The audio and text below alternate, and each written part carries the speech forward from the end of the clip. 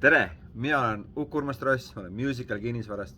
Mina olen kinnisvaramaakler ja miks ma tahan, et te vaataksite meie YouTube'i ja jälgiksite meie YouTube'i videosid, sellepärast et meie arust on oluline, et me teeme videotuuri näiteks siis korterist või majast või mõnest lihtsalt tühjast või kas või isegi vanast kinnistust või mingi lagunevast korterist või majast, vahet ei ole.